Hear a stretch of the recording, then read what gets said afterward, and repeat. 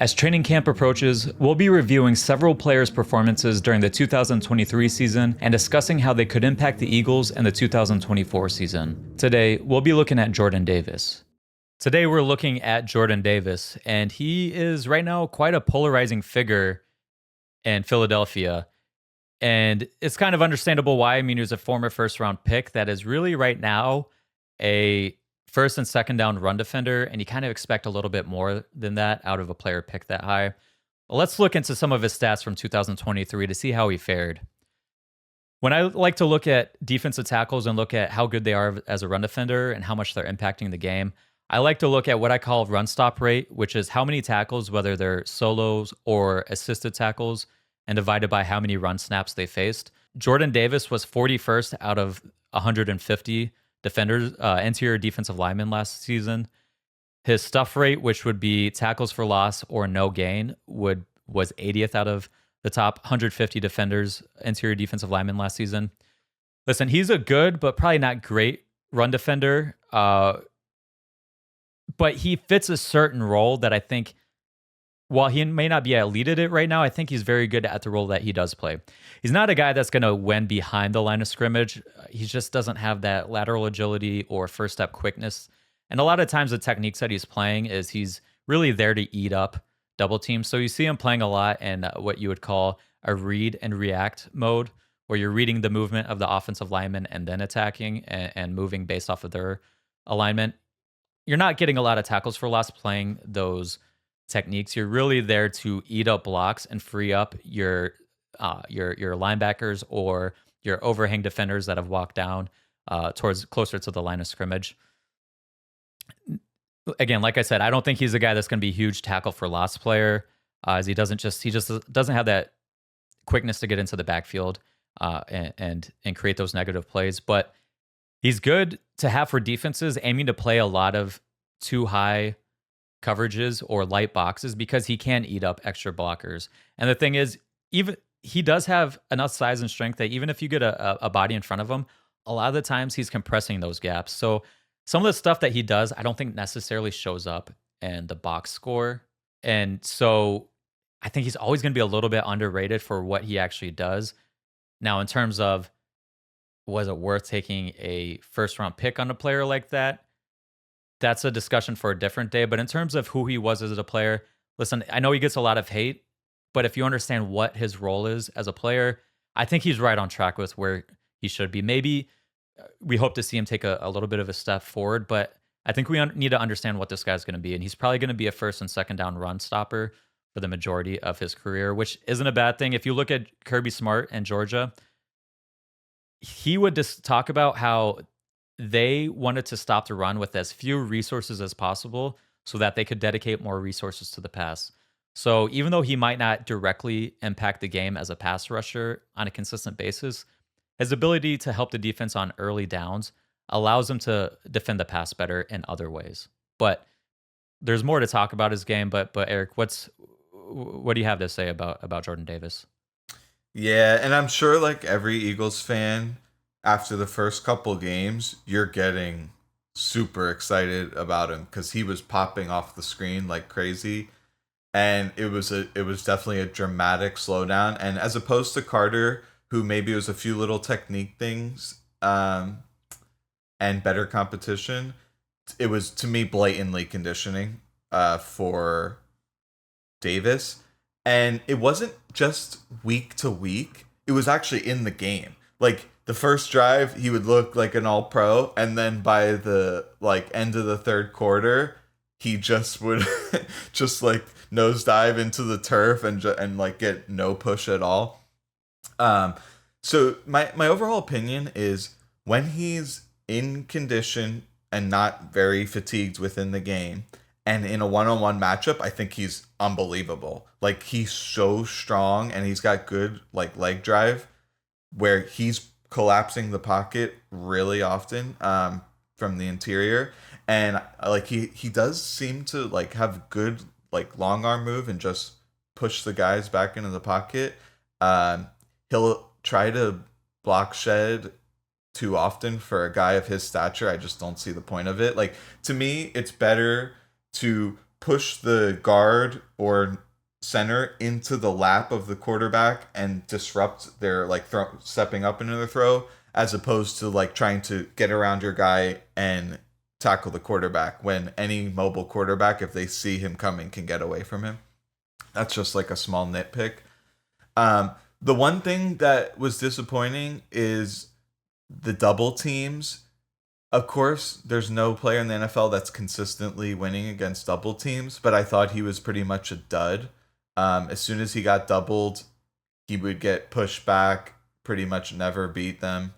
Um, and one of the things you like to see as a run defender is, like you're mentioning, you just eat up blocks and clog the interior lanes.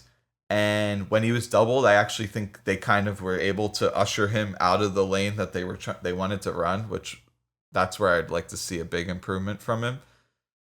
Now, in these odd man fronts where you have kind of three interior linemen who are squished very close to the center and then the two edge rushers outside, that's getting one-on-one matchups way more often, and potentially even against the center, who tends to be, 40 pounds less than Davis. That's where I see him thriving next season. So I probably am not as sour on him as most of the Eagles fan base, and I think a lot of that's attributable to his draft stock. So we'll see. As you mentioned with Wilkins and Sealer, the snap count is expected to grow considerably for Davis, and that's a scary proposition. So that's kind of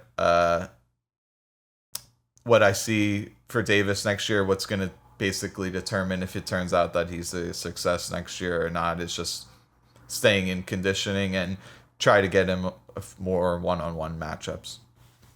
Yeah, and he mentioned that at the end of last season is that he needed to be in better shape. So hopefully that's something that he improves this offseason.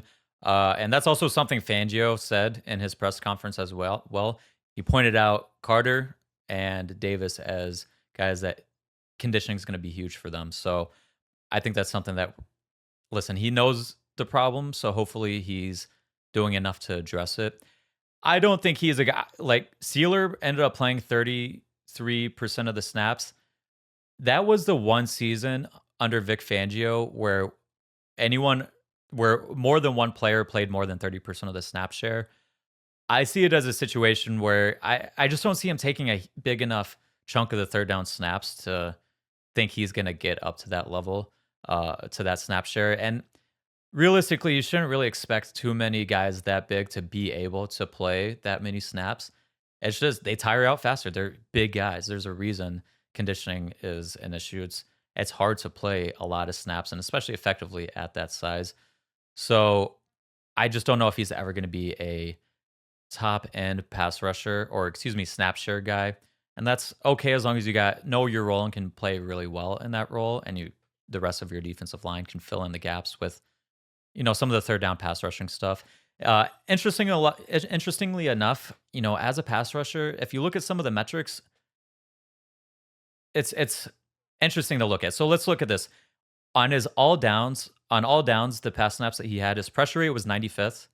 Again, this is out of the top 150 players on the interior of the defensive line last season. He was 95th in pressure rate, 93rd in pass rush win rate, 84th in my pass rush score.